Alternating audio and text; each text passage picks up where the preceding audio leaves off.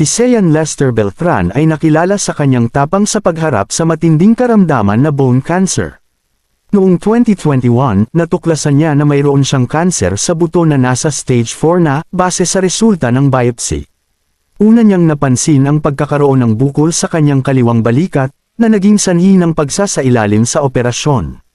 Sa kabila ng pagsubok na ito, hindi sumuko si Sean at ginamit pa niya ang kanyang kalagayan upang maging inspirasyon sa iba, lalo na sa pamamagitan ng TikTok, kung saan umabot sa milyon-milyong views ang kanyang mga video.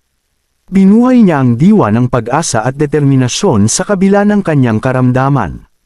Sa kabila ng katapangan at inspirasyon na ipinamalas niya sa hamon ng buhay, kinumpirma ng kanyang ina ang pagpanaw ni Sean sa isang post sa social media noong ika-20 ng Agosto taong 2023.